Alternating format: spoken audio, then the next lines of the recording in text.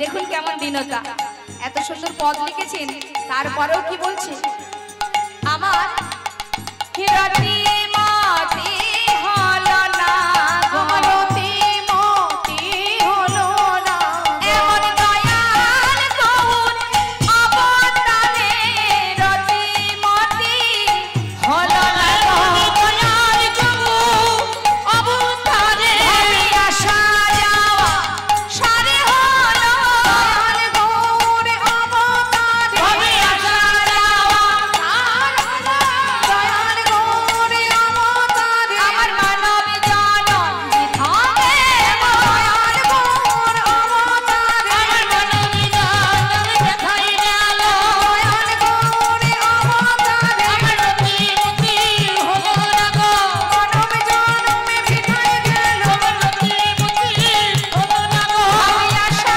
যাওয়া সার হলো, দয়াল গৌর অবতারে আমি আসা যাওয়া সার হলো, রতি মতি হলো না গো, মানব জনম দেখা গেল, মানব জনম দেখাই গেল, রতি মতি গৌর হরি জনম দেখাই গেল, রতি মতি হলো না গো, জনম দেখাই রতি মতি হলো না গো, কহে প্রেমানন্দে এমন গৌরাঙ্গে রতি না জন্মিল, কহে প্রেমানন্দে এমন গৌরাঙ্গে রতি না জন্মিল। নিতাই গৌর হরি বল, হরি বল। লীলার এক পাশে দাঁড়িয়ে বৈষ্ণব পদকর্তা বললেন কহে প্রেমানন্দে এমন গৌরঙ্গে রতি না জনমিল। জনিতাই এত সময় আমরা গৌর কথা শ্রবণ করলাম, এবার আমরা সবাই মিলে শ্রীধাম নবদ্বীপে যাব। মায়েরা সবাই উলুধ্বনি করবেন, 2টি বাহু তুলে বাবারা সকলে জয়ধ্বনি। চলুন যাই নবদ্বীপ ধাম। হরি বল, হরি বল, নিতাই গৌর হরি বল।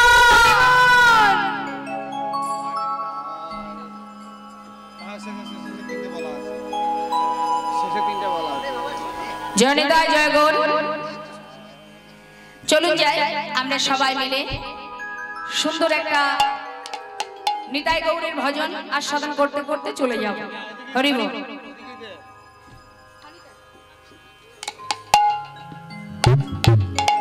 নিতাই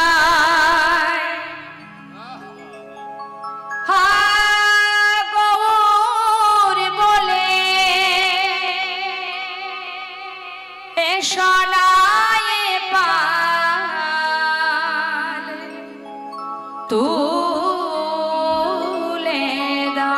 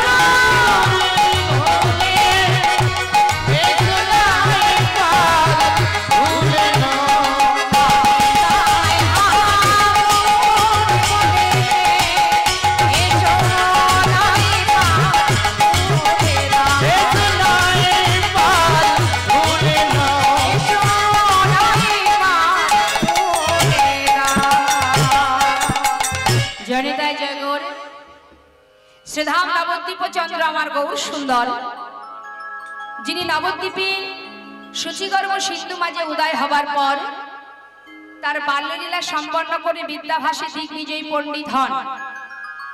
জনিতা আজ আমার গৌর হরি পণ্ডিত হবার পর তিনি যখন তার পিতা জগন্নাথ মিশ্র ইহলোক ছেড়ে পরলোক গমন করেন, গয়ায় গিয়ে বিষ্ণু পাদ পদ্মে তার পিতার জন্য পিণ্ডদান করলেন। পিণ্ডদান করে ফিরে এসে কলিজীবের শ্রেষ্ঠ ধন মধুমাখা হরিনাম সংকীর্তন গাইতে গাইতে মা 24 বছর যখন বয়স হলো, তখন আমার মহাপ্রভু কি করলেন? সর্বস্ব ত্যাগ করে নবদ্বীপ ছেড়ে তিনি সন্ন্যাস ধর্ম গ্রহণ করবেন বলে মনস্থির করে চলে গেলেন। জনিতা 24 বছর বয়সে সন্ন্যাসী হলেন।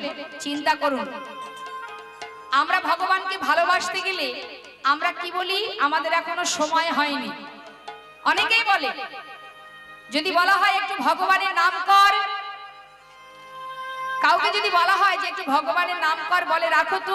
এখন বর্তমান যেসব ইয়াং জেনারেশন, তাদের যদি বলা হয় যে একটু ভগবানের নাম করো, যদি গুরুজনরা বলে রাখো তো, আমাদের এখনো সময় হয়নি, জানি তাই। তবে আগের থেকে এখন অনেক উন্নতি হয়েছে। এই এখন বর্তমানে ইউটিউব হয়ে অনেক পরিবর্তন হয়েছে বাবা। ইচ্ছাই হোক অনিচ্ছাই হোক, সব ছোট ছোট ভাইয়েরা কত সুন্দর আমাকে ফোন করে বলে, দিদি আমি জীবনে কীর্তন শুনিনি, আমি আমার ইউটিউবে সব আপনারই কীর্তন দেখুন ডাউনলোড করা আছে, আপনার কীর্তন আমরা শুনি। তার মানে কি ভালো লাগলো এটাই যে ভগবত কথা কৃষ্ণ কথা তারা শ্রবণ করছে।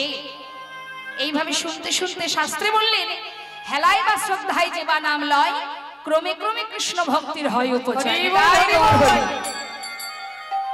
এটাই আনন্দের বিষয় যে তারা একটু একটু করে শুনতে শুনতে একদিন হৃদয় মাঝে তাদের ভক্তি জেগে উঠবেই উঠবে। আর নামের এমনই দাহিকা শক্তি, যেভাবেই তুমি গ্রহণ করো না কেন, ইচ্ছাই হোক অনিচ্ছাই হোক, নামের যে ক্রিয়া সে ঠিক দেখা দেবে, সময় হলে তুমি দেখতে পাবে। তাই আজ মা আমার গৌরহরি তিনি 24 বছর বয়সে সন্ন্যাসী হয়ে চলে যাচ্ছেন। কেমন ভাবে শুনুন তাহলে। কি করেছে? আসে সেদিন প্রতিদিন প্রভু শ্রীবাসের গৃহে হরিনাম কীর্তন করতে যান, প্রতিদিনই যান।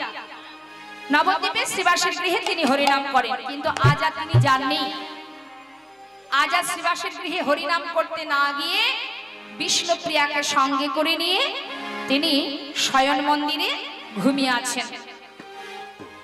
ঠিক মাঝরাত মানে মধ্যরাত, সেই সময় বিষ্ণুপ্রিয়ার ঘুম ভেঙে গেছে।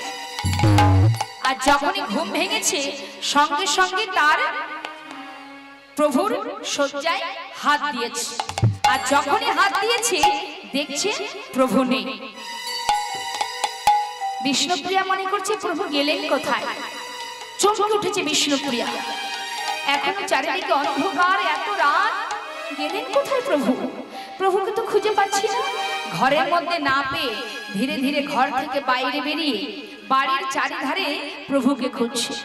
বিষ্ণুপ্রিয়া সমস্ত জায়গা খুঁজে খুঁজে যখন প্রভুকে পাচ্ছে না, মনে মনে চিন্তা করছে, তাই তো প্রভু এত রাত্রে গেলেন কোথায়? এমন করে আমাকে না বলে তো তিনি কোথাও যান না। আজ রাত্রে তিনি কোথায় চলে গেলেন? কার কাছে যাব আমি?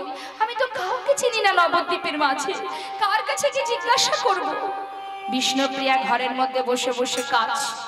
বৈষ্ণব লীলার এক পাশে দাঁড়িয়ে বললেন, হেথা বিষ্ণুপ্রিয়া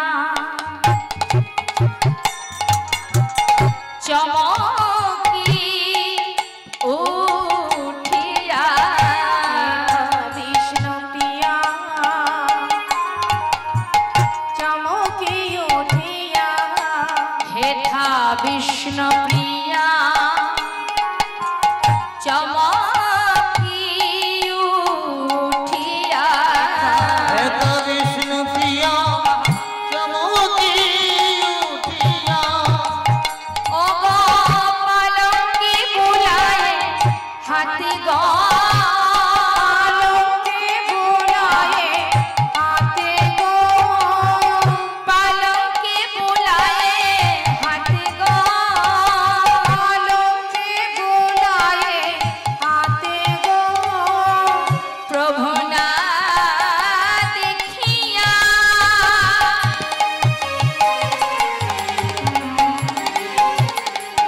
কাঁদিয়া কাঁদিয়া, দেখিয়া কাঁদিয়া কাঁদিয়া, শিরে হানি করা হাতে গো, না দেখিয়া কাঁদিয়া কাঁদিয়া, শিরে হানি করা হাতে গো, বলে প্রভু তুমি কোথায় গেলে? বলে প্রভু তুমি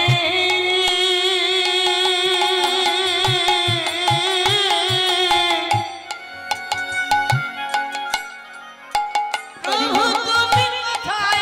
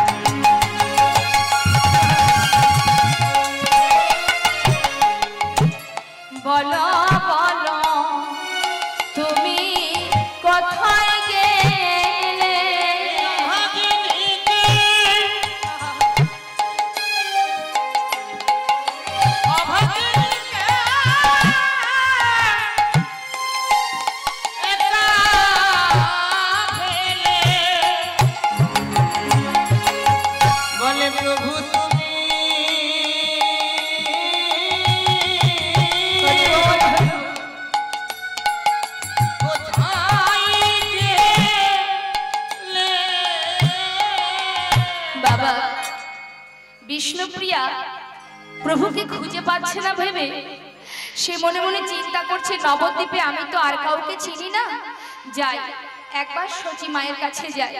একমাত্র মাই জানে হয়তো যে তার সন্তান কোথায় গেছে, আর তাছাড়া আমি তো মাকে ছাড়া আর কাউকে চিনি না। তাহলে একবার মাকে গিয়ে বলি। তাড়াতাড়ি করে সেই মাঝরাত্রে মা সচি মায়ের ঘরের কাছে এসে ডাকছে, মা ও মা, একটু দরজাটা খুলবে মা। মা সচি মা ঘুম থেকে উঠে মনে মনে চিন্তা করছে, কি ব্যাপার, এত রাত্রে বৌমা ডাকছে কেন, কি হলো? মা ভালো চোখে দেখতে পান না, কোন রকমে একটু একটু দেখতে পায়। তাড়াতাড়ি করে দরজাটা খুলেছে, খুলে দেখছি চারিদিকে অন্ধকার, বৌমা দাঁড়িয়ে আছে দরজার কাছে। একি মা, তুমি এত রাত্রে কেন উঠেছো? যাও ঘুমিয়ে পড়ো, আর একটু বেলা হোক তারপরে উঠো। মা, আমি যে বড় বিপদে পড়ে এসেছি মা। কি হয়েছে বৌমা, আমায় খুলে বলো। মা, বলবো বলে এসেছি মা, কিন্তু বলবার সাহস পাচ্ছি না। কেন, কি হয়েছে না বললে আমি জানবো কি করে? বিষ্ণুপ্রিয়া চিন্তা করছেন মা, যে তার ছেলে যে ঘর ছেড়ে চলে গেছে, এই কথাটা যদি আমি বলি, যদি মা সহ্য করতে না পারে। মায়ের তো বয়স হয়েছে, সন্তান ঘরে নেই শুনলে মা যদি সইতে না পারে। বলছে, বৌমা তুমি না বললে আমি কি করে জানবো কি হয়েছে, বলো খুলে। মা, প্রভুকে নিয়ে আমি একই শয্যায় ঘুমিয়েছিলাম, জানো মা, হঠাৎ আমার ঘুম ভেঙে গেল। আর যখনই ঘুম ভেঙে গেল, আমি প্রভুর শয্যা পরে হাত দিলাম।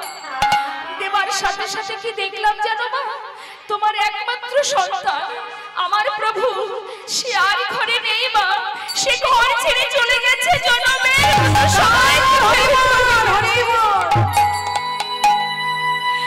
মা সচিমা বলছে, বৌমা আমার মনে হয় তুমি স্বপ্ন দেখেছো মা, এ কখনো হতে পারে না। আমার নিমাই আমাকে না বলে কোথাও যেতে পারে না। বৌমা তুমি বোধহয় স্বপ্ন দেখেছো, তাই না মা? বিষ্ণুপ্রিয়া বলছে, মা স্বপ্ন যদি হতো আমার থেকে খুশি কেউ হতো না মা। এটা স্বপ্ন নয় মা, এ যে সত্যি। বৌমা আমাকে একটু নিয়ে যাবে, আমি নিজে চোখে দেখতে চাই। শাশুড়ি মায়ের হাতটা ধরে ঘরের ভিতরে যেই না নিয়ে গেছে, মা সচিমা দেখছে সন্তানের গলার বনফুলের মালা পড়ে আছে, চরণের নুপুর পড়ে আছে, সব আছে, কিন্তু নিমাই আর ঘরে নেই। মা সচিমা কাঁদতেও পারছে না বাবা। কেন? চিন্তা করছে, আমি যদি কাঁদি তাহলে এই অভাগিনীকে সান্ত্বনা দেবে কে? আমি ছাড়া যে ওর আর কেউ নেই। তাই বলছে, বৌমা আমার কি মনে হয় জানো মা, আমার ছেলে তো একটু হরিনামের পাগল, নিশ্চয়ই হরিনাম করবার ইচ্ছা জেগেছে। কাউকে কিছু না বলে নিশ্চয়ই নবদ্বীপের পথে পথে হরিনাম করে বেড়াচ্ছে। তুমি চিন্তা করো না মা, দেখো চারিদিকে কত অন্ধকার, ঠিক করে পথঘাট দেখা যাচ্ছে না। তুমি একটা কাজ করো তো মা, আমাকে একটা লণ্ঠন দাও, আমি দেখছি নিমাই কোথায় গেছে, ওকে খুঁজে তারপর আমি ঘরে ঢুকবো। বৌমাকে সান্ত্বনা দিলেন যে নিমাই কোথায় না নবদ্বীপের পথে পথে হরিনাম করছে। বলছে, তুমি চিন্তা করো না মা, আমি নিমাইকে নিয়ে তবেই ঘরে আসবো। এই বলে বৌমাকে ঘরে রেখে এবার হাতে লণ্ঠন নিয়ে, ও মা সন্তান যার চলে গেছে সেই জানে, পাগলিনী মা আমার, তার পরনের বসন কোথায় চলে যায় সেদিকে লক্ষ্য নেই। লণ্ঠন হাতে করে নিয়ে বৃদ্ধ মা নবদ্বীপের পথে পথে লণ্ঠন হাতে করে নিয়ে খুঁজে বেড়াচ্ছে, নিমাই নিমাই বলে চিৎকার করে ডাকছে। লীলার এক পাশে দাঁড়িয়ে বৈষ্ণব লীলার এক পাশে দাঁড়িয়ে বলছে, দেখো তুরিতে জ্বালায়ে বাতি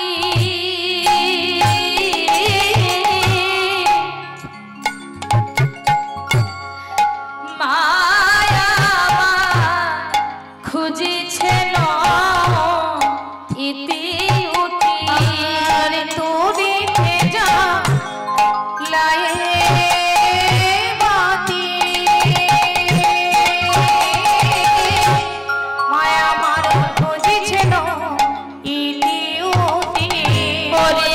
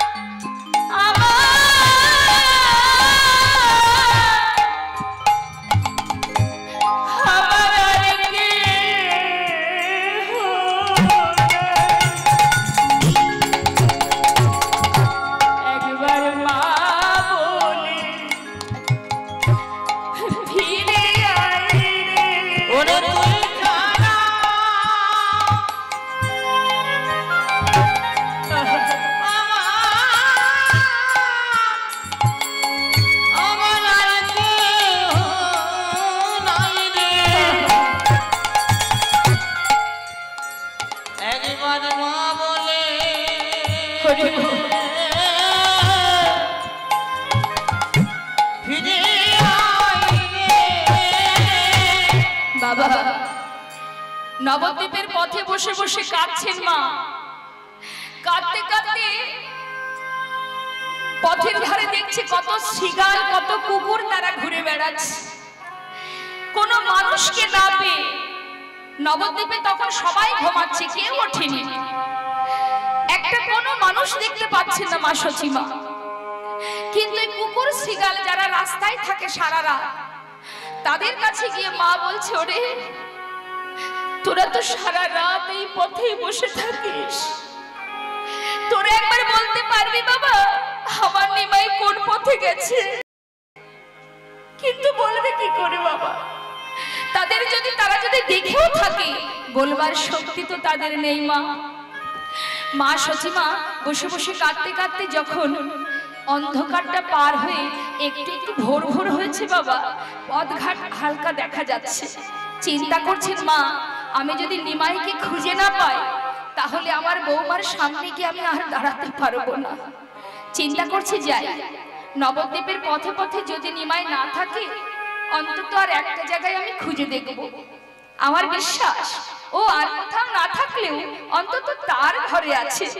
এসে শিবাস পণ্ডিত তাই বিলম্ব না করে মা ভোর হতে না হতে শ্রীবাসের ঘরের সামনে এসে দাঁড়িয়েছে। শ্রীবাস, এই শ্রীবাস! শ্রীবাস পণ্ডিত দরজা খুলে বাইরে এসে দেখছে মা পথের ধারে। এ কি মা তুমি? হ্যাঁ রে বাবা, আমি যে বড় বিপদে পড়েছি, একটু পরে বলবি বাবা তোর ঘরে আমার নিমাই আছে কিনা। মা, প্রভু তো প্রতি রাত্রে আসেন, কিন্তু কাল রাত্রে প্রভু আসেননি। কি বললি? আমার নিমাই তোর ঘরে নেই? শ্রীবাস, তোর ঘরে যদি আমার নিমাই নাই থাকবে তাহলে আর কোথায় থাকবে বল? ও শ্রীবাস, একদিন আমার নিমাই আমায় বলেছিল যে মা, এই নবদ্বীপের মাঝে আমি হরিনাম করি বলে সবাই আমার হরিনামে নিন্দা করে। মা জানো মা, কেউ যদি আমাকে নিন্দা করে, আমাকে কটু কথা বলে, আমি সহ্য করতে পারি, কিন্তু কেউ যদি আমার হরিনামের নিন্দা করে আমি যে সইতে পারি না মা। তাই মা জানো মা, আমার মনে বড় বাসনা একদিন এই নামকে সম্বল করে এই নবদ্বীপ ছেড়ে আমি বৃন্দাবনে চলে যাব। শ্রীবাস, ও যা বললো তাই করলো রে, চলে গেল। গোটা নদিয়া বাসীকে কাঁদিয়ে, এই নবদ্বীপ বাসীকে কাঁদিয়ে চলে গেল, জনমের মতো চলে গেল, একবারও মায়ের চিন্তা করলো না। শ্রীবাস, যে সন্তান মাকে না বলে চলে যেতে পারে, আমার এই প্রাণ আমি আর রাখবো না। ছুটতে ছুটতে যাচ্ছে মা, বলছে শ্রীবাস, আমি আমার বৌমার সামনে গিয়ে দাঁড়াতে পারবো না, ওই অভাগিনীকে আমি কি বলবো, আমি আর তার সামনে দাঁড়াবো না, গঙ্গার জলে নিজেকে বিসর্জন করে দেব। আর ওই মাতৃ হত্যার দায় আমি নিমাইয়ের ঘাড়ে চাপাবো। নিমাই যখন জানতে পারবে যে তার মা তারই জন্য গঙ্গার জলে ডুবে মরেছে, আমিও দেখতে চাই যে সে কি করে মায়ের মৃত্যুর খবর শুনে ওই বৃন্দাবনে গিয়ে কৃষ্ণ ভজন করতে পারে।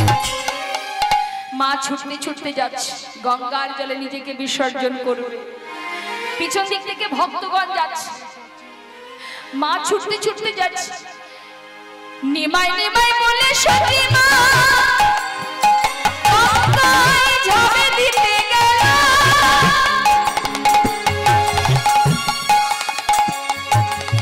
ছুটে এসে নিত্যানন্দ মায়েরে ধরিল, মায়েরে ধরিল। নিমাই নিমাই বলে সখী মা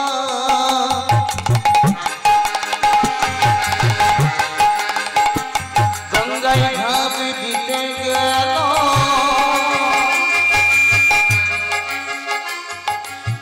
তথায় নিত্যানন্দ মায়েরে বলে নিল, আমি কি তোমার ছেলে নই মা? কি তোমার ছেলে নয় মা? আমি কি তোমার ছেলে নই মা? তোমার ছেলে নই মা?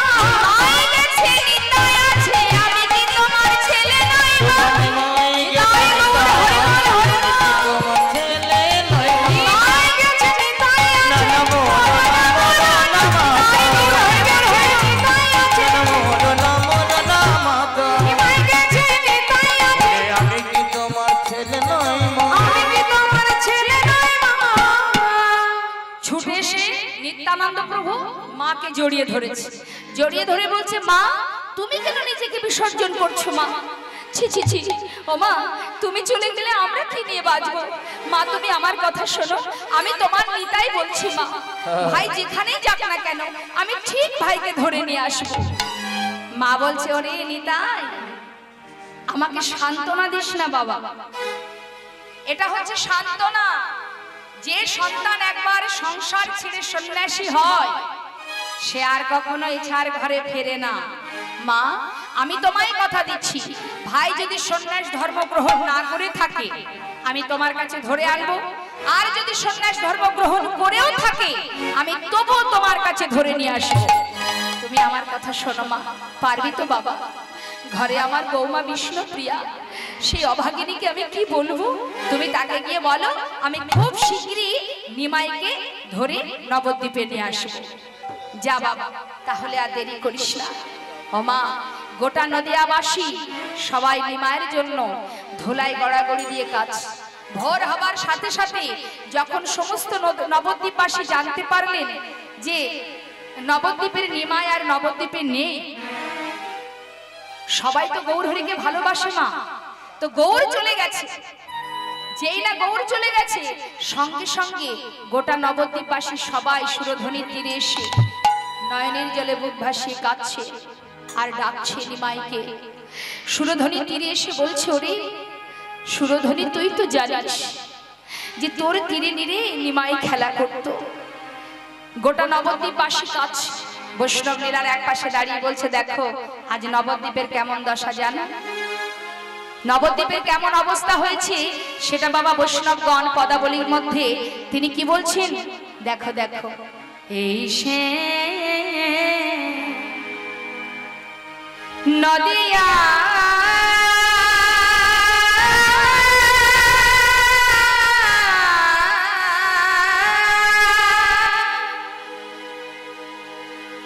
খুব সুন্দর বর্ণনা।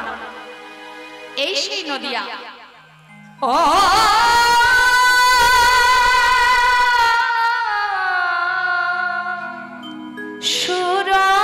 সুরধ্বনি,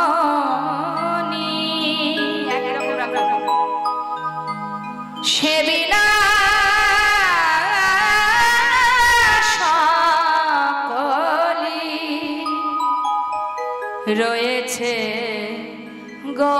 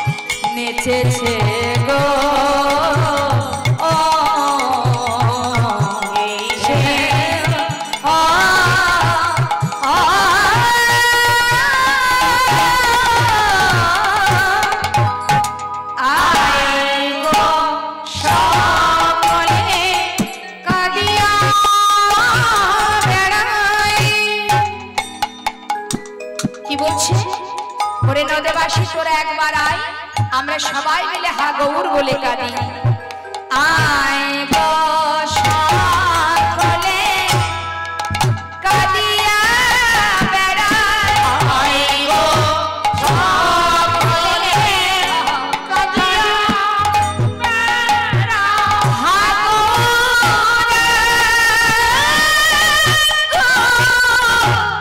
বলিয়া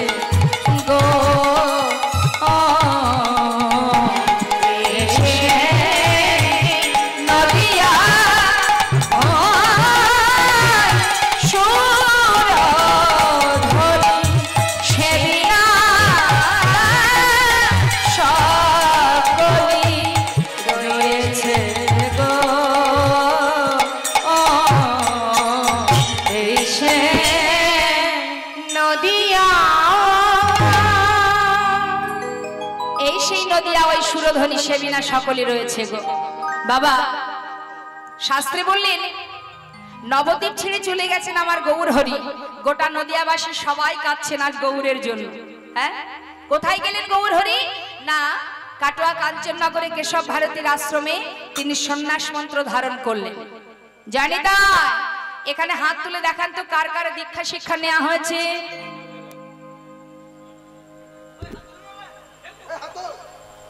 হাত তুললেই তো হবে না দীক্ষা যদি নেওয়া হয়ে থাকে তবে হাত তুলে দেখান কার কার দীক্ষা শিক্ষা নেওয়া হয়েছে মায়েদের দিকে ওমা দীক্ষা নেওয়া হয়েছে দীক্ষা শিক্ষা নিয়েছেন গুরুদেবের কাছ থেকে মন্ত্র নিয়েছেন হ্যাঁ কিনা বলবেন তো হ্যাঁ আচ্ছা গুরুদেব যে মন্ত্র দিয়েছেন আপনাদের শ্রুতিমূলে সেই মন্ত্র জপ করা হয় প্রতিদিন জপ করেন তো প্রতিদিন গুরুদেব কি মালা দিয়েছিলেন মালা দেননি তুলসীর মালা দিয়েছিলেন গলায় দিয়েছিলেন সেটা আছে কি তুলসীর মালাটা কোথায় কার কার তুলসীর মালা নেই হাত তুলে দেখান তো গলায় নেই কার কার দীক্ষা শিক্ষা নেওয়া হয়েছে নেওয়া হয়নি কবে হবে আর কবে আজ আছি কাল তো নাও থাকতে পারি শুধু ভগবানের কাছে এটা দাও ওটা দাও সেটা দাও বললে হবে আগে নিজের দেহটাকে যদি শুদ্ধ করতে না পারি একজন ভক্ত বৈষ্ণব সে আপনার হাতে জল গ্রহণ করবে না একটা বৈষ্ণবকে জল দিতে গেলেও আপনাকে আগে দীক্ষা শিক্ষা নিতে হবে তাহলে আর কবে নেবেন হরি বল হরি বল কখন চলে যাব কেউ জানি না জানি বাবা রাজা পরীক্ষিত তো জানতেন যে তিনি 7 দিন বাঁচবেন আমরা বলতে পারবো যে আমরা 7 দিন বাঁচবো বুকে হাত দিয়ে বলুন তো কে বলতে পারবেন যে আমি এখনো 7 দিন বাঁচবো কেউ বলতে পারবো না এখন আছি একটু পরে নাও থাকতে পারি 7 দিনের মধ্যেই আমরা সব মারা যাব সবাইকে বলে দিচ্ছি 7 দিনের মধ্যেই আমরা সবাই মরে যাব অভিশাপ দিচ্ছি না এই 7 দিনই কিন্তু আমাদের জীবনে বারবার ঘুরে ফিরে আসছে কি রবি সোম মঙ্গল বুধ বৃহস্পতি শুক্র শনি এই যে 7 দিনে এক সপ্তাহ এই সপ্তাহটাই তো আমাদের জীবনে বারবার ঘুরে ফিরে আসছে তার মানে এই 7 দিনের মধ্যেই একদিন না একদিন আমরা চলে যাব নিতাই গৌর হরি বল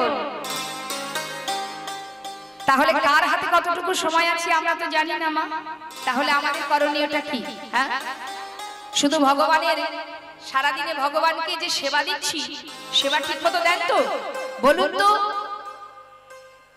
গোপাল কি খেতে ভালোবাসে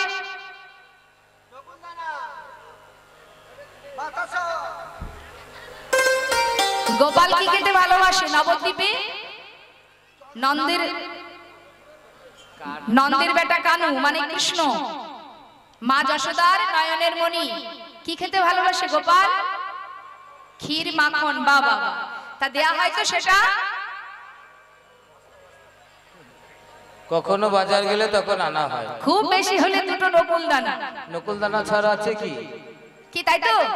তাও ওই দুটো নকুল দানার জন্য গোবিন্দকে দুপুর দুটো পর্যন্ত অপেক্ষা করতে হয়।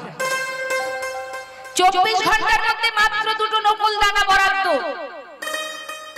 খাবে খাবে, না খাবে না খাবে।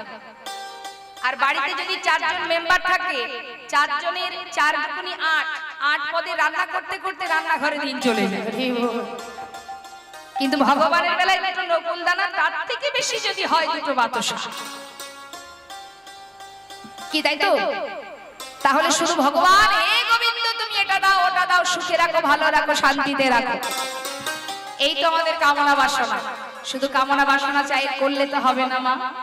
ভাবছো বসে চলবে কি? সে তুমি ভাববার কে? যার ভাবনা সেই ভাবে, তুমি ভাবো তাকে। হরি বল, হরি বল। আমরা তার চিন্তা করতে পারি না। একবার ভেবে দেখুন ভগবান আপনাকে কি দেননি।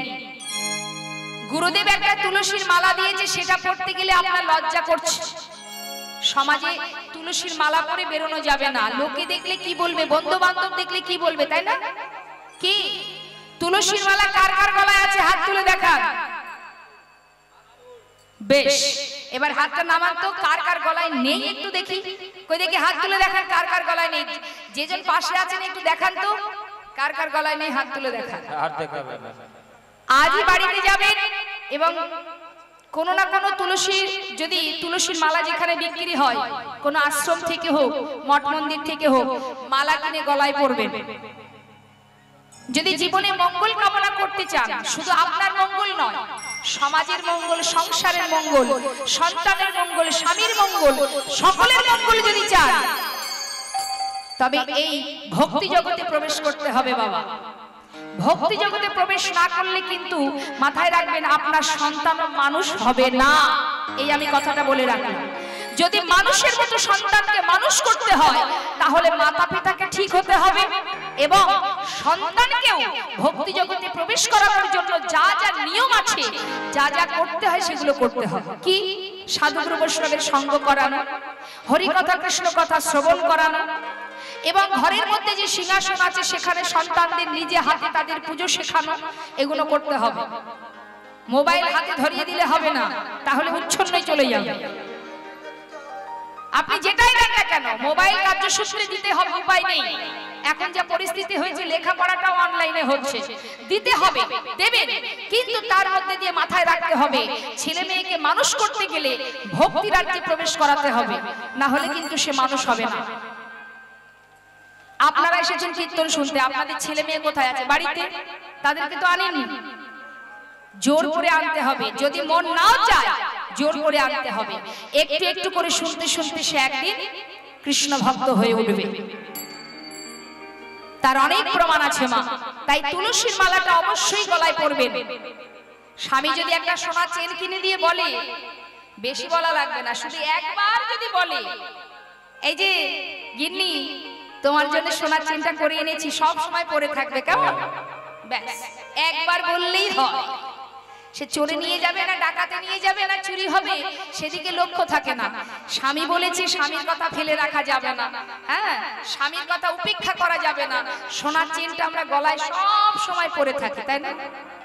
আবার লোককে দেখাই, এই দেখ আমার স্বামী করে দিয়েছে, 5 ভরি সোনার হার। স্বামী কি দিয়েছে বলুন, আপনি বলুন। এই যে কোনটি?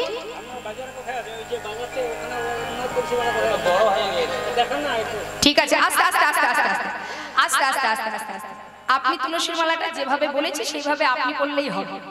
আপনি করুন আস্তে আস্তে আস্তে আস্তে। আপনি কীর্তনের মধ্যে এসে কথা বলবেন না। আপনার যদি বলার কিছু ইচ্ছা থাকে, আপনি আমার ঘরে গিয়ে কথা বলবেন। এখানে বলা আপনার উচিত হয়নি, এটা আপনি ঘরে গিয়ে বলবেন, এখন নয়।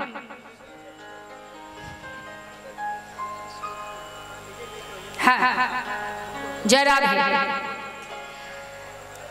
গুরুদেব একটা কথা বলেন,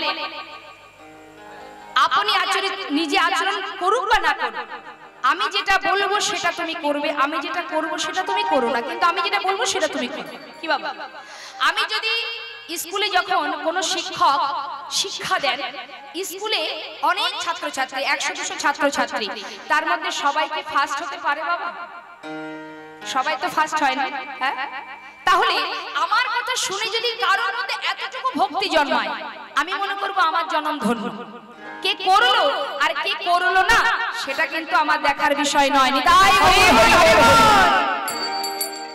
আর কেউ যদি হিংসা রাখে মনের মধ্যে, ওর উন্নতি হয়েছে আমার হলো না, ওর যশ খ্যাতি হচ্ছে আমার হচ্ছে না, ওর ভালো হচ্ছে আমার হচ্ছে না, হিংসা থাকলে কখনো ভক্তি জগতে প্রবেশ করা যায় না। ত্রিনাদপে শুনেছি তরুরিব সহিষ্ণু না। আগে দীনতা প্রকাশ করতে শেখো, নত হও। শাস্ত্রে বললেন ভজ হরে মন শ্রীনন্দের নন্দন অভয়, কথাগুলো ভালো করে শুনবেন মা, অভয় চরণার বৃন্দ রে আর ভজনে মন শ্রীনন্দের নন্দন অভয় চরণার বৃন্দ রে দুর্লভ মানব জনম সৎ সঙ্গে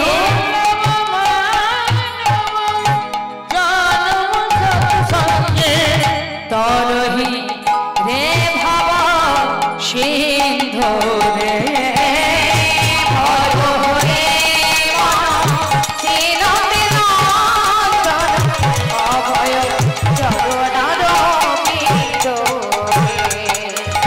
কি বলছি, কদিন রহিবে এ ভব মাঝিয়া অবিলম্বে কর যাহা করিবা, কদিন রহিবে এ ভব মাঝিয়া অবিলম্বে কর যাহা করিবা। কথাটা কি বলছে? অবিলম্বে করো যাহা করিবার, পরের কথায় কি বা আসে যায়, মিছে দাগা তুমি পেও।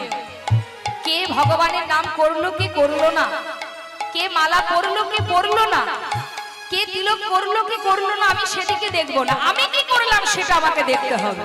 আহা, কদিন রহিবে এ ভব মাঝে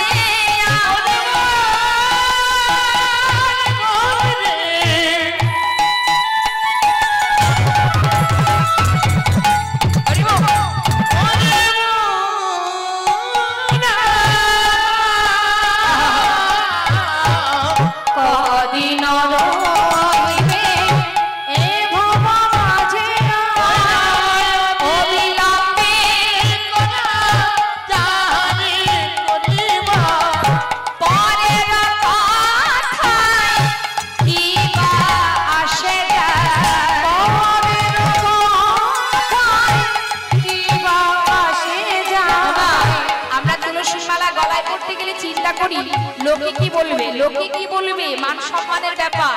তাই আজ বৈষ্ণব পদাবলিতে বলছেন পরের কথায় কি বা আসে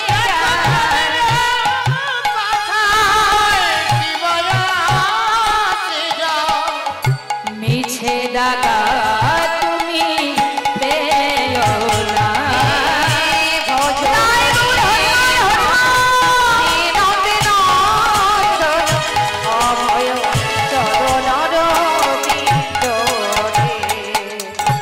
আশ্রয় করতে গেলে সৎ গুরুচরণ আশ্রয় করতে হবে, তবেই তুমি সৎ ভক্ত হতে পারবে। সৎ গুরুর সৎ শিষ্য হয় বাবা, আর অসৎ গুরুর অসৎ শিষ্য হয়। কি গুরুদেব বললেন কি, তুমি মালা পরিধান করো, নিরামিষ সেবা করো। আস্তে আমার দিকে তাকান। যদি হৃদয় মাঝে ভক্তি আনতে হয়, ভক্তি জগতে যদি প্রবেশ করতে হয়, শুধু কি নিরামিষ খেলেই হবে? নিরামিষ খেলে যদি ভগবানকে পাওয়া যেত, তাহলে বনের ভিতরে যারা গরু ছাগল তারা আগে পেয়ে যেত। কি তাই তো? জানি তাই মা, মন দিয়ে শুনুন। যদি ফলমূল খেয়ে ভগবানকে পাওয়া যেত তাহলে গাছের বানর পাখি তারা আগে পেয়ে যেত। যদি নারী সঙ্গ পরিত্যাগ করলে ভগবানকে পাওয়া যেত তাহলে যারা গৃহঙ্গনলা তারা পেয়ে যেত। তাই তো শাস্ত্রে বললেন সবার আগে চাই ভক্তি। তোমার মধ্যে যদি ভক্তি না থাকে, ভক্তি হচ্ছে এক, আর বাকি যেগুলো দান ব্রত তপ তীর্থ আপনি যেগুলোই করুন না কেন, যজ্ঞ করুন, ব্রত করুন, তীর্থে যান, যেটাই করবেন সবকটাই একটা একটা করে শূন্য বেড়ে যাবে। প্রথমে আপনার ভক্তি থাকতে হবে, এক। দুই, আপনি যদি নিরামিষ খেতে পারেন তাহলে তার পাশে একটা শূন্য, 10। তারপরে যদি আপনি ব্রত করতে পারেন তার পাশে আরেকটা শূন্য, 100। ভক্তি বাড়তে থাকবে। কিন্তু যদি প্রথমের একটাই না থাকে বাকি সব শূন্য, নিতাই হরি বল, সেটাকে আগে আনতে হবে। ভক্তি রাখো, দীনতা প্রকাশ করো। মহাভারতে পঞ্চ পাণ্ডব যাদের ভিতরে ছিল দীনতা, আর দীনতা ছিল বলেই ভগবান তার সঙ্গে ছিল। যেদিন সে রাজা হলো, হস্তিনাপুরে রাজা হলো, সেদিন ভগবান কৃষ্ণচন্দ্র তিনি ওই পঞ্চ পাণ্ডবকে ছেড়ে হস্তিনাপুর ছেড়ে যখন চলে যাচ্ছেন তখন কুন্তী পিসিমাকে বলেছিল, পিসিমা তোমার ছেলে রাজা হয়েছে, জীবনে এত কষ্ট এত দুঃখ পেয়েছো, আজ যখন রাজা হয়েছো সব কষ্ট দুঃখ দূর হয়ে গেছে, এবার বিদায় দাও, আমি চলে যাই।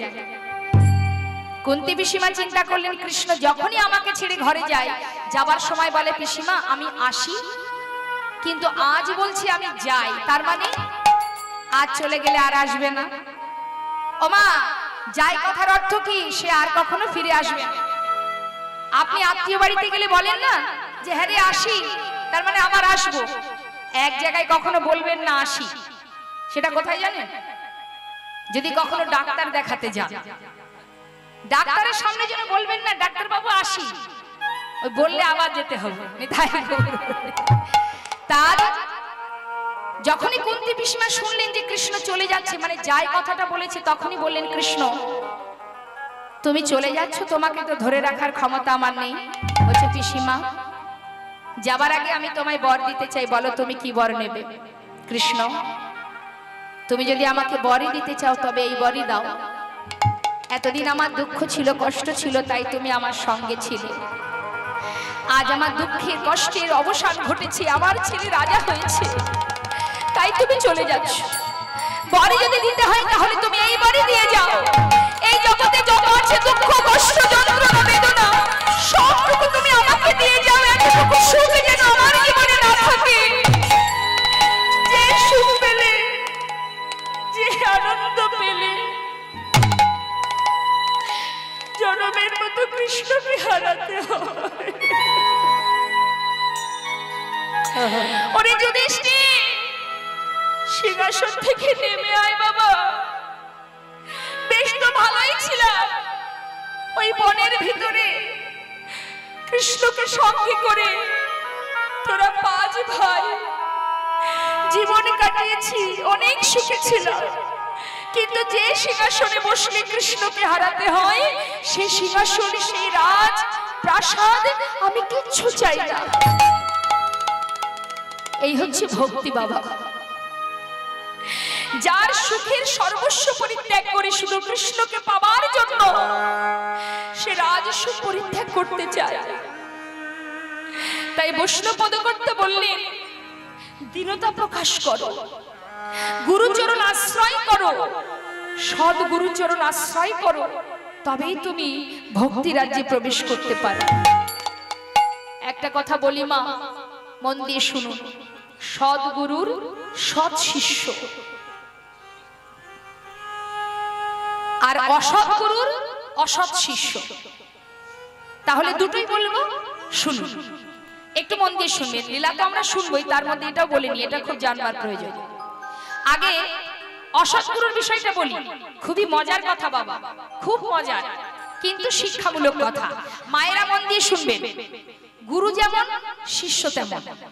এখন গুরুদেব গেছে শিষ্যর বাড়িতে, কিন্তু শিষ্য বাড়িতে তাদের ঘরের সামনে উঠানে একটা বেগুন গাছ লাগিয়েছে শিষ্য।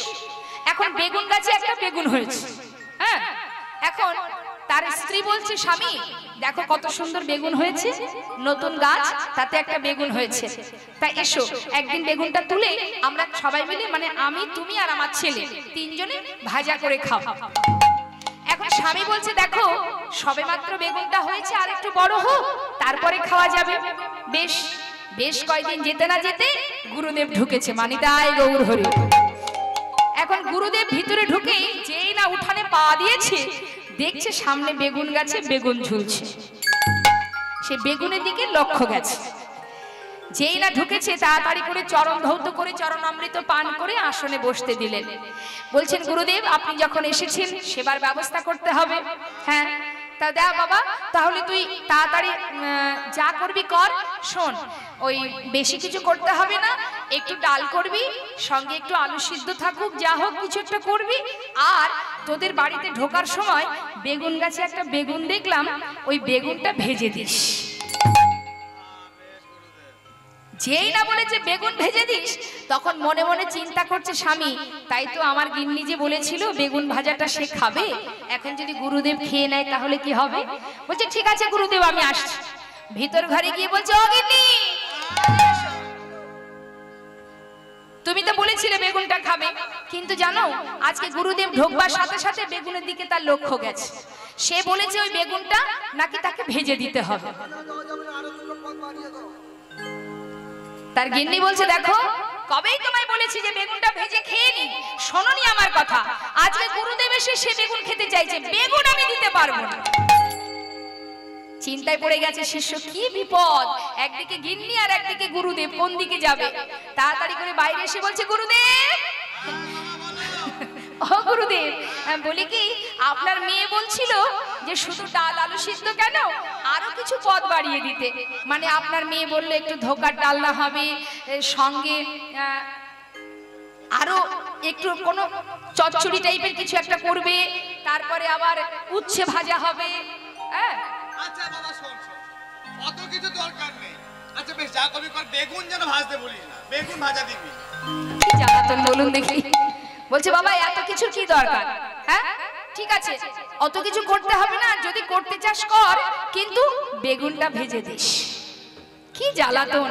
আবার ভেতরে গেছে, এই যে অগিন্নি গুরুদেব বেগুন না খেয়ে যাবে না, বেগুন গুরুদেব খাবে, কি করা যায় বলো। বলছে বললাম তো আমি বেগুন দিতে পারবো না, যে বাবাই হোক তোমাকে বেগুনটা বাঁচাতে হবে। আবার গেছে গুরুদেব আপনার মেয়ে তো দেখছি আরো অনেক পদ বাড়িয়ে দিয়েছে, বলছে চাটনি করবে, একটু মিষ্টান্ন করবে, আবার পনিরের রসা করবে। বলছে শোন অত কিছু দরকার নেই, আর যদি করবি কর, কিন্তু আমি বেগুন বলছি ভাজতে ভুলবি না। হ্যাঁ ওই বেগুনটা যেন ভাজতে ভুলিস না। শিষ্য চিন্তা করছে দেখেছো কাণ্ড, এত কিছু পদ বাড়িয়ে দিলাম তবু সেই বেগুনের দিকে লক্ষ্য, বেগুন খেয়েই তবে যাবে, কি করা যায়। আবার গেছে, এই যে এদিকে আমার কাছে এসো। চিন্তা করছে গিন্নিকে বোঝাতে হবে। হ্যাঁ গো বলি কি শোনো না, বেগুন তো সবে মাত্র একটা হয়েছে, পরে তো আরো হবে। হ্যাঁ তা বলি একটা কাজ করো, রাগ করো না, তুমি মনে করো বেগুন গুরুদেব খাইনি, গরুতে এসে খেয়ে গেছে। তার মানে কি মা, যেমন তার গুরুদেব তেমন তার শিষ্য। গুরু যেমন বেগুন ছাড়বে না, শিষ্য তেমন। এটা হচ্ছে অসৎ গুরুর অসৎ শিষ্য, আর সৎগুরুর সৎ শিষ্য। গুরুদেব এসেছে শিষ্য বাড়িতে একাদশী তিথিতে। এখন যেই না এসেছে গুরুদেবের চরণ ধরে বলছে গুরুদেব আপনি তো এসেছেন একাদশীতে, আমি তো দিন দুঃখী গুরুদেব, তা সেবার ব্যবস্থা কি করব। বলছে এক কাজ কর বাবা, কালকে তো দ্বাদশী, বেশি কিছুর আয়োজন করতে হবে না, একটু ওই আটা ময়দা যদি থাকে দুটো রুটি হোক, যা হোক কিছু কর, সেই সঙ্গে একটু কিছু ভেজে দিবি, আর যদি একটু ঘি থাকে আর কিচ্ছু লাগবে না। শিষ্য চিন্তায় পড়ে গেছে মা, যে আটা ময়দার ব্যবস্থা করতে পারবো, কিছু ভাজাও করতে পারবো, কিন্তু ঘি তো অনেক দাম, ঘি কোথায় পাবো। গরিব মানুষ চিন্তায় পড়ে গেছে, কি করে ঘি জোগাড় করব। এমন সময় তার ছোট্ট একটা ছেলে এসে বলছে বাবা তোমাকে দেখে মনে হচ্ছে তুমি কিছু ভাবছো, কি হয়েছে বাবা। বলছে জানিস গুরুদেব একটু ঘি খেতে চেয়েছে, কিন্তু ঘি কি করে জোগাড় করি বল, তার তো অনেক দাম বাবা। তখন সেই ছোট্ট বালকটি বলছে, বাবা চিন্তা করো না, জানো বাবা, ওই যে ঘোষবাড়ি আছে না, ওই বাড়ির বাচ্চাটার সঙ্গে আমি তো খেলা করি। যখন আমি ওদের ঘরে যাই, আমি দেখেছি ওদের ঘরে খাটের তলায় অনেক ঘিয়ের কোটো সাজানো আছে। চলো না বাবা, একটা ঘিয়ের কোটো নিয়ে আসি। তখন বাবা বলছে, এই ছি ছি ছি, ঘিয়ের কোটো আনতে গেলে পয়সা লাগবে তো। কেন বাবা, পয়সা দিয়ে কেন আনবো? তুমি এক কাজ করো, চলো আমি তুমি গিয়ে চুরি করে নিয়ে আসি। কি বললি? চুরি করবি? হ্যাঁ রে, চুরি করলে পাপ হয় রে বাবা। চুরি করলে পাপ হয় ঠিকই, কিন্তু ভগবানের সেবায় যদি চুরি করি তাতে কোনো পাপ হবে না বাবা। চলো না গিয়ে নিয়ে আসি। দুইজনে মিলে রাত্রিবেলায় গুরুদেবকে ঘি দিয়ে সেবা দেবে বলে রাত্রিবেলায় চলেছে, একটা হাতে দা নিয়েছে আর শিক কেটে ভিতরে ঢুকবে তো বাবা, তাই যা যা লাগে গুছিয়ে নিয়েছে। নিয়ে মধ্যরাত্রে মা দেয়ালে শিক কেটে ভিতরে যাবে। এমন সময় ছোট ছেলেটা বলছে, বাবা ও বাবা, তুমি তো জানো না ঘিটা কোথায় থাকে। শোনো বাবা, তুমি এক কাজ করো, বাইরে থাকো তুমি, আমি ভিতরে যাচ্ছি। আমি তো জানি ঘি কোথায় থাকে, আমি যাব, গিয়েই নিয়ে চলে আসবো। ঠিক আছে। যেই না ভিতরে ঢুকেছে মা, ছোট্ট শিশু ভিতরে ঢুকে একটা ঘিয়ের কোটো হাতে তুলেছে। তারা তো বালক, তাদের তো অত জ্ঞান বুদ্ধি নেই। হাতে ঘিয়ের কোটো পেয়ে চিৎকার করে বলছে, পেয়েছি বাবা, পেয়েছি। যেই বলেছে পেয়েছি, সেই কণ্ঠের সেই শব্দ শুনতে পেলেন বাড়ির মালিক। আর যেই শুনতে পেয়েছে মা, তাড়াতাড়ি করে সেই মালিক ঘুম থেকে উঠে দেখছে কে যেন বেরিয়ে যাচ্ছে। ছুটে গিয়ে তার পাটা জোর করে চেপে ধরেছে। বাবা বলছে, কি রে, তাড়াতাড়ি আয়, শিগগিরই আয়। বাবা আমি বেরোতে পারছি না বাবা, কে যেন আমার পাটা চেপে ধরেছে। বাবা আমি বেরোতে পারছি না, তাড়াতাড়ি আয় বাবা, লোকে দেখতে পাবে যে। ওই দেখ সকাল হতে চলেছে, যদি কেউ দেখে ফেলে সর্বনাশ হয়ে যাবে। তাড়াতাড়ি বেরিয়ে আয় বাবা, আমি বেরোতে পারছি না বাবা। কে যেন আমার পাটা জোর করে ধরে রেখেছে, সে আমাকে টানছে, আমি পারছি না বাবা বেরোতে। তুমি একটা কাজ করো না বাবা, বল বাবা, ওই তোমার হাতে যে দাঁড়া আছে না, ওই দাঁড়া দিয়ে সকাল হতে না হতে লোকে যদি দেখতে পায়, বাবা তুমি এক কাজ করো, তুমি ওই দাঁড়া দিয়ে আমার মুন্ডুটা কেটে নিয়ে এক্ষুনি এখান থেকে চলে যাও। বাবা বলছে, কি কি করে সম্ভব, কি করবো আমি? যদি আমি সন্তানকে ছেড়ে দিই লোকে দেখতে পাবে, আর এদিকে যদি মুন্ডুটা কেটে নিই কেউ জানতে পারবে না, কিন্তু কি করে করব? একদিকে বৈষ্ণব সেবা, গুরুদেবের সেবা, কোন পথে যাই আমি? ছেলেটা চিৎকার করছে, বাবা তাড়াতাড়ি নাও, দেখতে পেলে সর্বনাশ হয়ে যাবে বাবা। বিলম্ব না করে তার বাবা জোর করে সেই দাঁটা দিয়ে কাটতে পারছে না, জোরপূর্বক সেই সন্তানের মুন্ডুটা কেটে নিয়ে চলে গেছে। বনের ভিতরে একটা গাছের তলায় লুকিয়ে রেখে পরের দিন ভোর হতে না হতেই বৈষ্ণব সেবার ব্যবস্থা করলেন। গুরুদেব বলছে, কি গো মা, তোমরা এসো, একসঙ্গে সেবা করব, দ্বাদশীতে সবাই আমরা পালন করব, তাড়াতাড়ি এসো, সবাই একসাথে বসবো। মা দূরে দাঁড়িয়ে দাঁড়িয়ে কাজ। শিষ্য বলছে, বাবা আপনি সেবা করুন। বলছে, না না, তা কি করে হয়, একসঙ্গে সেবা করব। তোমার ছেলে কোথায়? যেই না বলেছে মা, চিৎকার করে বলছে, গুরুদেব কেন মনে করে দিলে, কেন মনে করে দিলে, কেন মনে করে দিলে, মনে করে দিলে, ভুলেছিল ভালো ছিল, কেন মনে করে দিলে,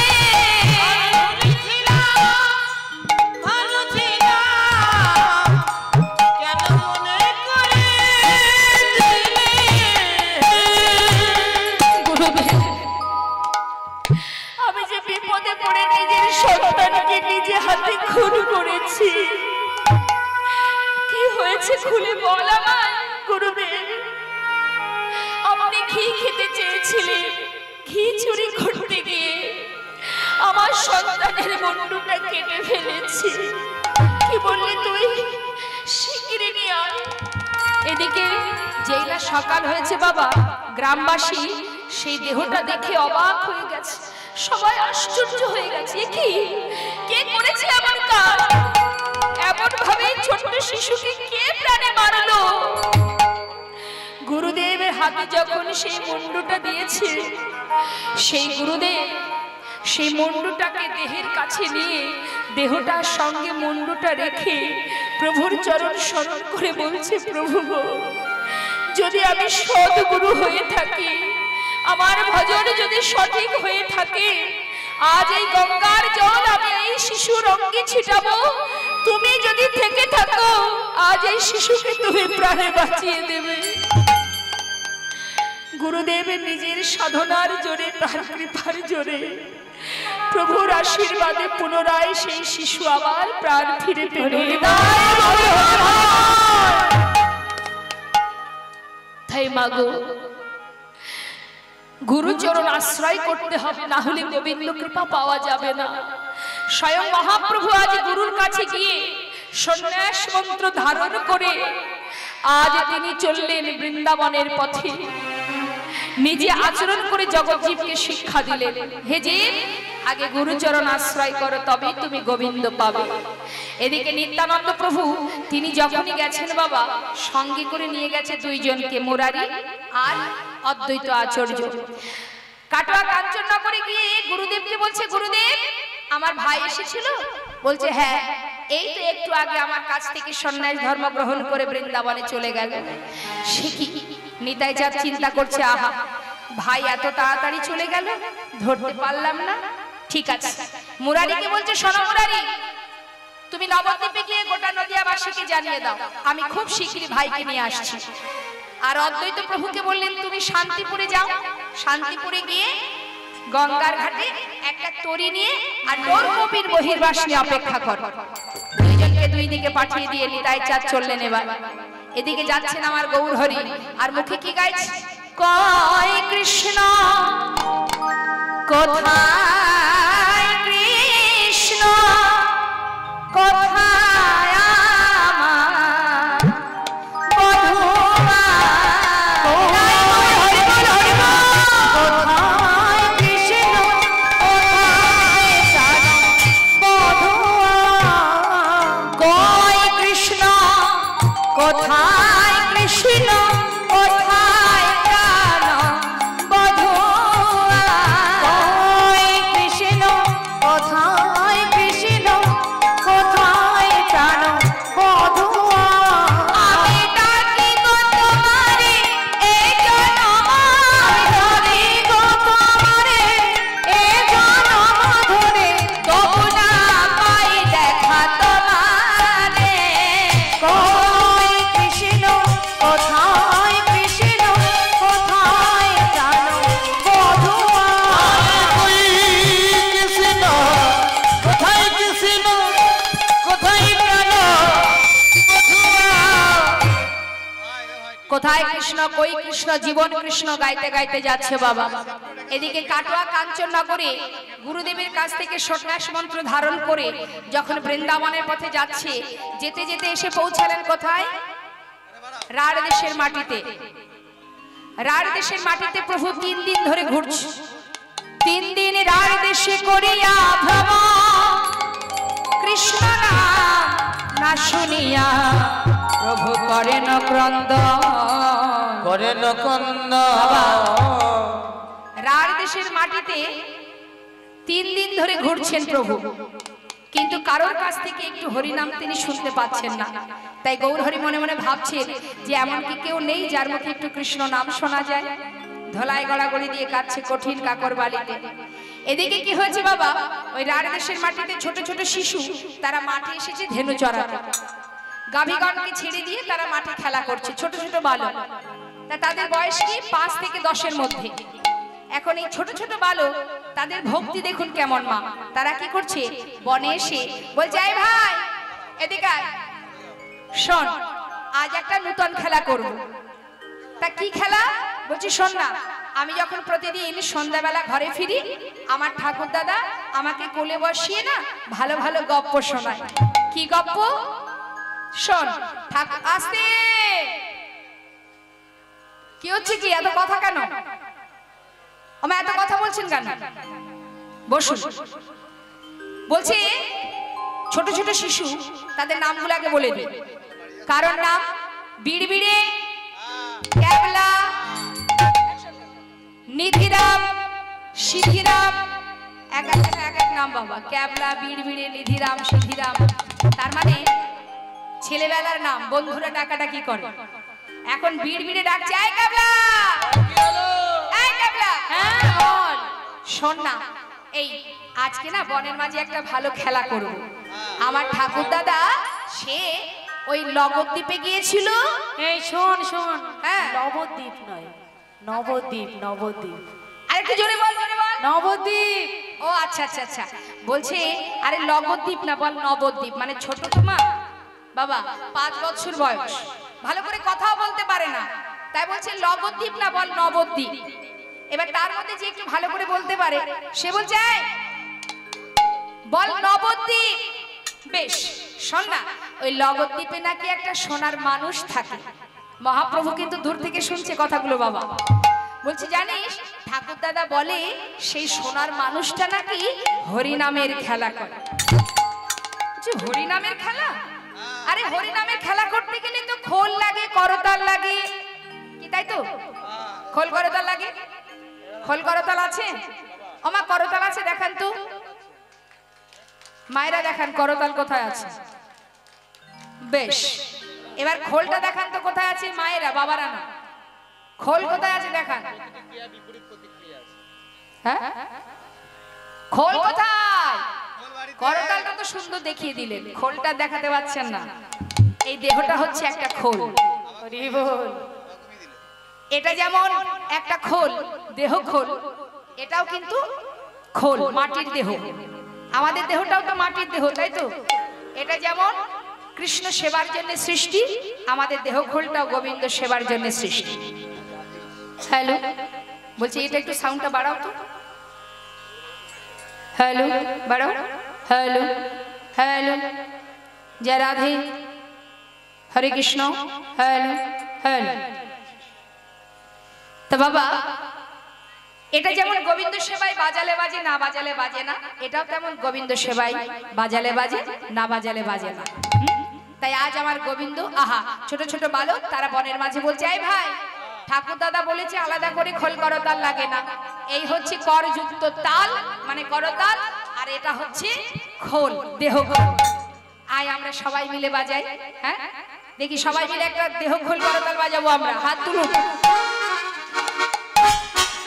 সবাই হাত তুলে, সবাই হাতটা তুলুন। হ্যাঁ, এবার একসঙ্গে তালে তালে আমার সঙ্গে গাইবেন, কেমন?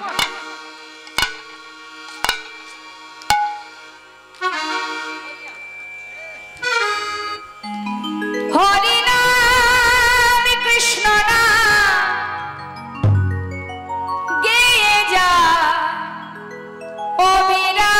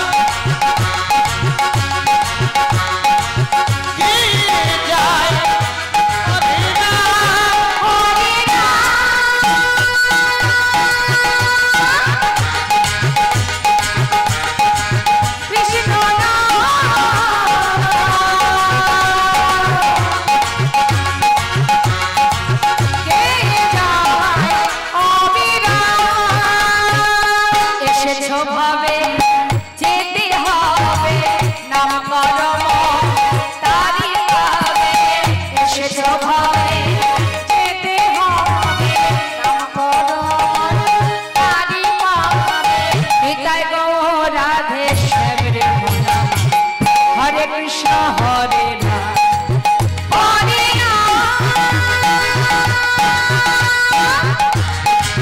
কৃষ্ণ